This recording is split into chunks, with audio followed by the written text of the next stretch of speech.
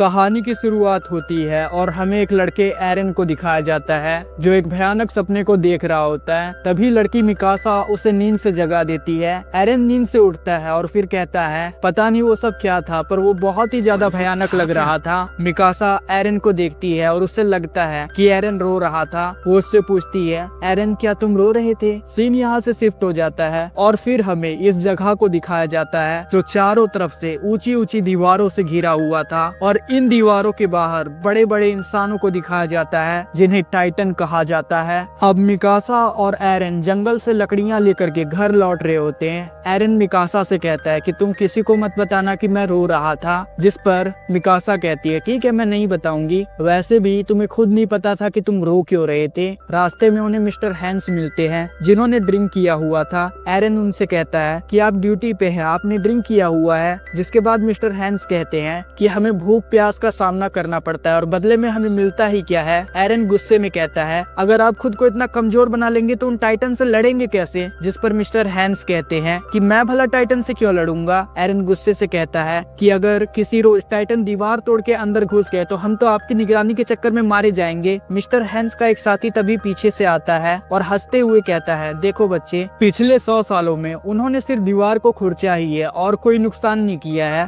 और अगर वो दीवार तोड़ के अंदर आ गए तो उनकी खैर नहीं। एरन कहता है कि आप लोगों ने तैयारी के नाम पे आज तक किया ही क्या है। डैड कहते हैं कि आप लोगों को चौकन्ना रहना होगा। दरअसल एरन के डैड एक डॉक्टर है जिन्होंने कभी इस पूरी जगह को प्लेग फैलने से अकेले बचाया था, इसलिए उनकी इस जगह पे बहुत ही ज्यादा इज्जत है। अब मिस्टर हैंस कहते हैं कि वो बस देखो जिंदा लाश है जो इधर से उधर भटकते रहते हैं, उनसे हमें कोई खतरा नहीं है। एरन कहता है कि मतलब हम इस घेरे में सिर्फ एक कैदी की तरह है जो सिर्फ खाते हैं और सो जाते हैं, बिल्कुल एक जानवर की तरह। इस बहस के बाद मिकासा और एरन यहाँ से चले जाते हैं और मिकासा एरन से कहती है कि तुम्हें उनसे बहस करना छोड़ देना चाहिए। थोड़ा आगे चलने के बाद एक बेल बजाई जाती है और ये बेल सिग्नल होता है स्क्वाड के आने का। स्क्वाड वो आर्मी है जो टाइटन से लड़ती है और उन टेरिटरी को हासिल करना चाहती है जो इंसानों की थी, लेकिन इस वक्त उनकी हालत बहुत ही ज्यादा खराब थी। उन्होंने अपने कई साथियों को खो दिया था और तभी एक बूढ़ी औरत उनके पास आती है और स्क्वाड के लीडर से पूछती है कि उसका बेटा कहाँ है।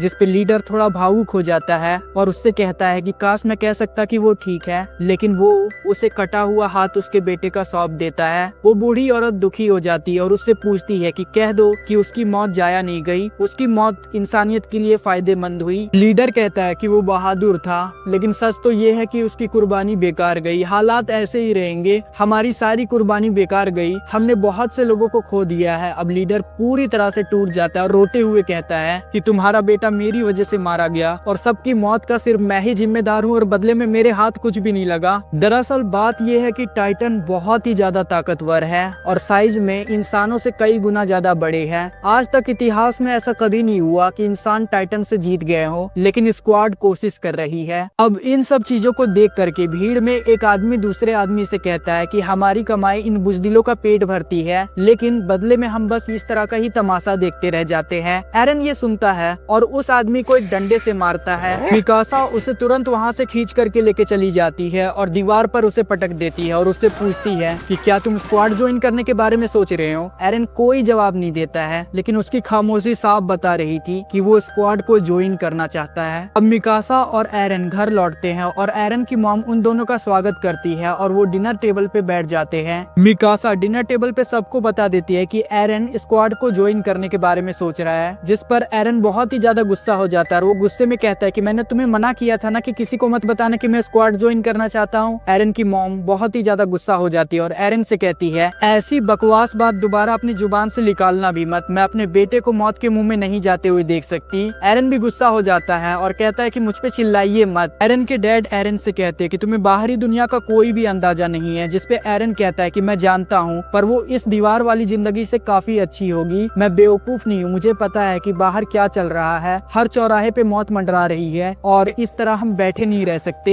एरन के डैड चुप हो जाते हैं क्योंकि वो एरन को समझते थे कि वो सही बोल रहा है। एरन की मॉम एरन के डैड से कहती है कि आपको इसे डांटना चाहिए, लेकिन एरन के डैड कहते हैं क्या ये डांटने से मान जाएगा। एरन के डैड को कहीं बाहर पेशेंट देखने के लिए जाना होता है तो वो घर से निकल जाते हैं। एरन की मॉम एरन से फिर कहती है कि मैं अभी भी तुमसे सहमत नहीं हूँ, जिस पे एरन गुस्सा हो जाता है और वो कहता है किसी दीवार के पीछे डर के रहने से अच्छा तो ये है कि हम लड़ के मरे। करे। जिसके बाद एरन वहाँ से भाग जाता है। एरन की मॉम मिकासा से कहती है कि तुम्हें एरन को समझाना होगा, उसे उसकी जिद से हटाना होगा और मुझसे वादा करो, चाहे जो भी हो जाए तुम उसके साथ रहोगी। अब सीन शिफ्ट होता है और हमें एरमिन को दिखाया जाता है जो कि एरन और मिकासा का दोस्त है। कुछ लड़के उसे पीट रहे होते हैं, तभी एरमिन उसके पास दौड़ते हुए जाता है और मिकासा भी उसके पीछे से आती है। मिकासा को देख करके वो लड़के भाग जाते हैं क्योंकि मिकासा से ये लोग बहुत ही ज्यादा डरते थे। एरन उन लड़कों के भागने के बाद बोलता है, देखा कैसे भाग गए सब के सब मेरे डर से। अब एरन और मिकासा एरमिन के पास पहुंचते हैं और वो उनसे पूछते हैं कि वो लोग तुम्हें मार क्यों रहे थे। तो वो कहता है, शायद उन्होंने मुझे कहते हुए सुन लिया था कि इंसानियत इस दीवार के पीछे छुपी हुई है, शायद उन्हें पूरी बात समझ में नहीं आई। एरमिन कहता है कि दीवार बड़े कमाल की चीज है, इसकी वजह से हम 100 साल से ज्यादा यहाँ जी पाए, पर आगे क्या होगा किसी को नहीं पता। एरन कहता है कि मुझे इस जगह से बाहर जाना है। मिकासा कहती है कि थोड़ा धीरे बोलो, यहाँ के लोग तुम्हें सुन लेंगे। दरअसल इस जगह पे बाहर की दुनिया के बारे में बात करना भी एक अपराध है। एरन कहता है कि तुम हो ना पोल खोलने के लिए। दरअसल एरन अभी भी स्क्वाड वाली बात को लेकर के मिकासा से नाराज होता है। एरमिन एरन से पूछता है कि तुम्हें स्क्वाड के बारे में कुछ पता है। एरन कहता है कि हाँ थोड़ा बहुत, उनकी हालत बहुत ही ज्यादा खराब है। एरमिन कहता है कि ये बुरी बात है, यहाँ के लोग कुछ बुनियादी चीजों की वजह से अपनी आजादी को दांव पे लगाए हुए हैं, मगर ये लोग यहाँ ज्यादा देर तक महफूज नहीं रह पाएंगे, ये तो इन दीवारों को भी पता है, बस कुछ ही समय की बात है। ये लोग आपस में बात ही कर रहे होते कि एक बहुत बड़े धमाके की आवाज आती है।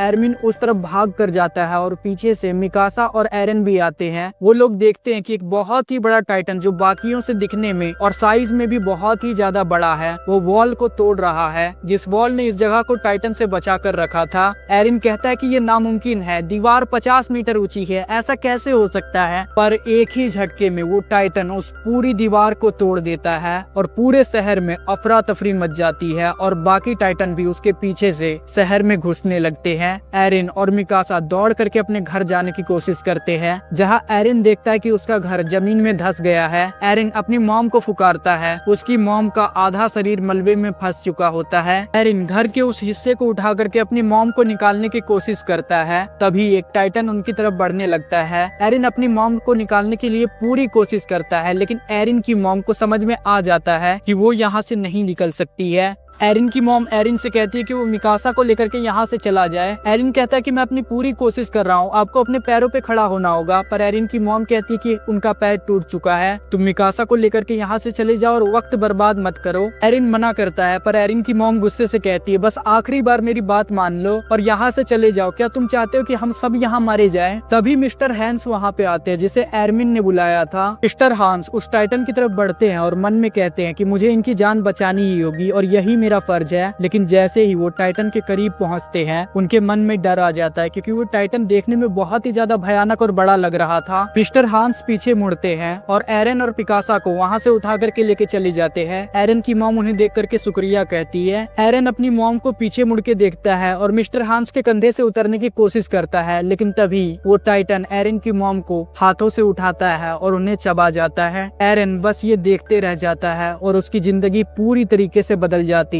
और उस दिन उसे एक बात रियलाइज होती है, जो इस सीरीज का बहुत ही आइकॉनिक डायलॉग है। भयानक मंजर पर हम अपने दिलों में ये जान चुके थे कि घर पनाह देता है और इंसानियत